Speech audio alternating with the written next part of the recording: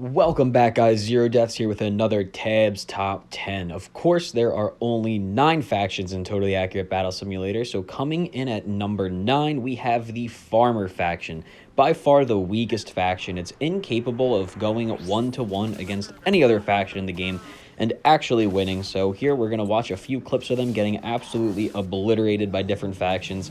Here is the Ancient Faction with 2 absolute powerhouse units, the Minotaur and Zeus, mowing through the Farmer Faction. The Scarecrow is pretty effective if he can stay safe out of range, but if we're just doing a 1-to-1 scale against every faction, the Scarecrow can't really hold his own because he has not that much health and he goes down fairly easy. When going up against a faction like the Tribal Faction that only really has 1 powerhouse unit very similar to the Farmer Faction, they cannot really hold their own, as the Mammoth is much stronger than the Farmer's boss unit, the Scarecrow. The Mammoth can just pull all the attention from every unit and absolutely just walk through an entire team. Even the Stoner's alive back there, throwing his rocks at the Mammoth's butt for some reason.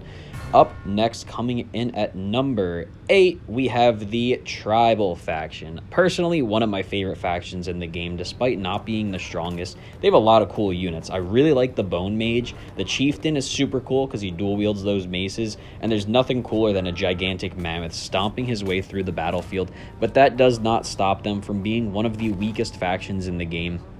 Mostly due to the fact that their units are pretty cheap. The Stoner, the Spear Thrower are both very cheap units, and the Tribal Clubber and the Protector are both fairly cheap and don't have a lot of damage or health. The Mammoth is really the only notable character on the Tribal's team. The Bone Mage is super cool though with his ranged attack.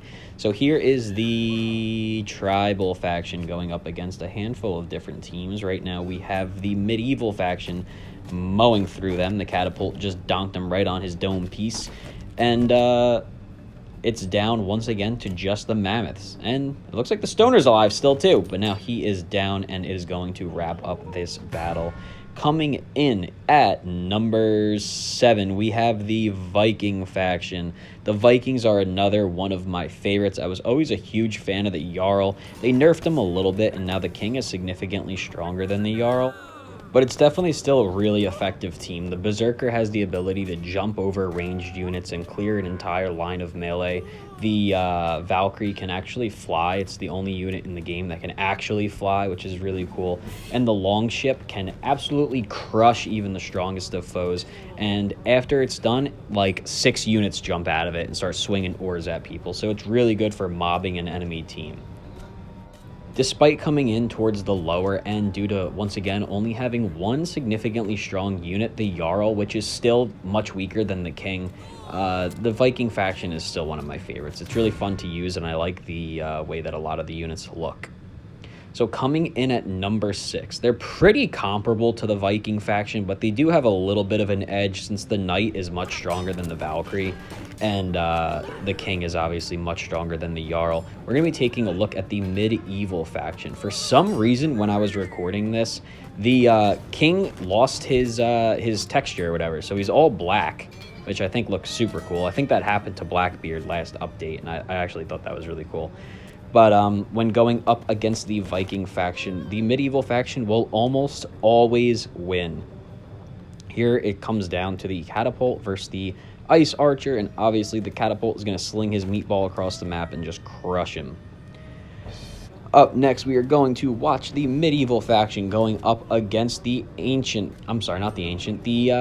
Tribal Faction. I forgot that for a second. So here he is going up against the Mammoth. They are going to crush the Mammoth. They are going to hit him in the face with their rocks over and over again. And the King is going to walk around and just absolutely clean up shop while the healer makes sure he stays at max health. Really strong combo. Few factions can take down the Medieval Faction. So here they are going up against the Pirate Faction, a faction that they will never beat. I've run it dozens of times, and the Medieval Faction, no matter which way you place them, can almost never beat the Pirate Faction. They're just too strong. Between the Pirate Captain and the Pirate Queen, they are incredibly OP units, and very few factions can beat the Pirate Faction.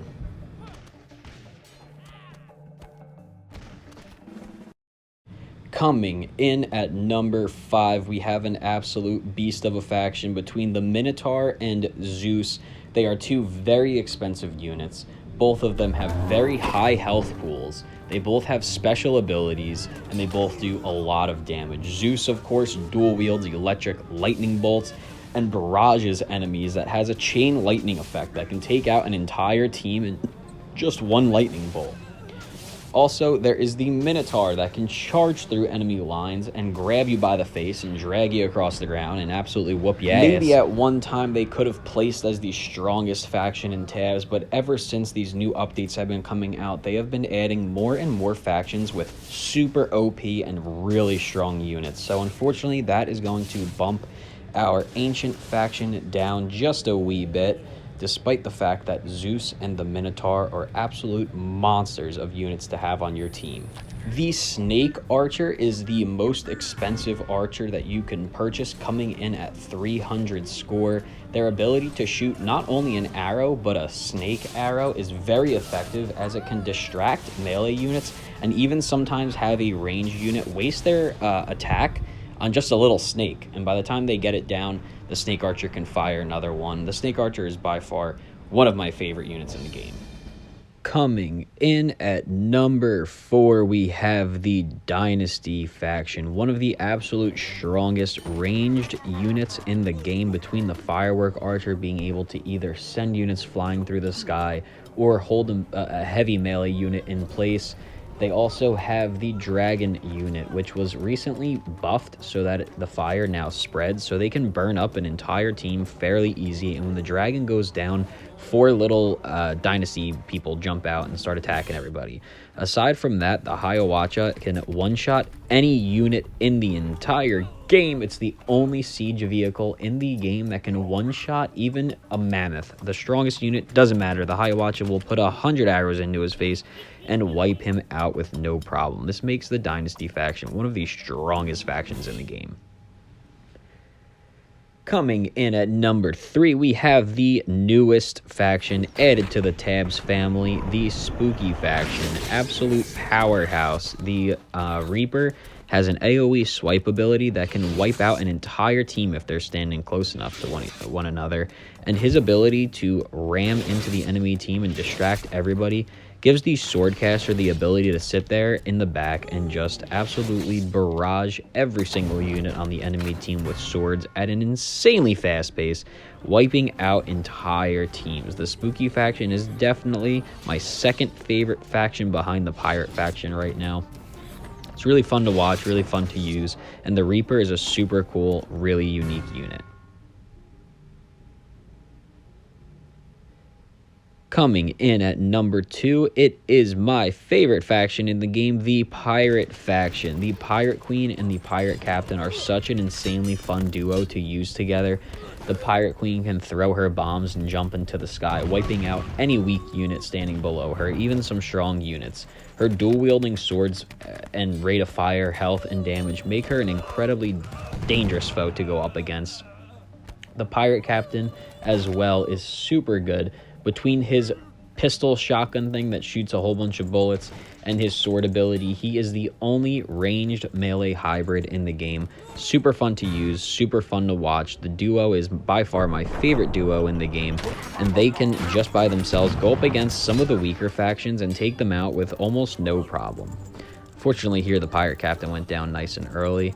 But the Harpooner is another unit on this faction that I really enjoy. He's the only unit in the game that can close a gap as efficiently as he can with his harpoon. I don't remember if it's in this battle or the next battle, but he does shoot his own unit. I think he shoots the Pirate Queen and pulls her. It's kind of funny to watch. I think it's this one right here, but we'll see. The cannon is also one of my favorite units in the game. I really enjoy watching the cannonball fly through the sky. The bomb cannon, the secret unit, is also super cool and fun to watch. But he is not on the Pirate Faction, so we are not going to take a look at him today. Coming in at number 1, we have the Renaissance Faction. Not by any means my favorite faction in the game, and the only reason why they are coming in at number 1 is because the siege tank is super OP and can wipe out an entire team with its high health, insanely high rate of fire, high damage, Not really the most fun faction to use, but definitely the best faction in the game, almost solely due to the fact that the tank is so OP. Here, the tank is wiping out entire teams with ease. Thank you guys for watching. As always, I am ZEROdeaths. Only 15% of you guys are subscribed, so please let's get that number higher if you could. If you enjoyed this video, please like and comment down below, and I will see you tomorrow for the next one.